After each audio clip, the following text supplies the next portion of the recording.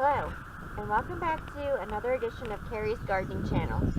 Today is June the 13th, 2018, and I wanted to give you a quick update here on my true lavender that I transplanted.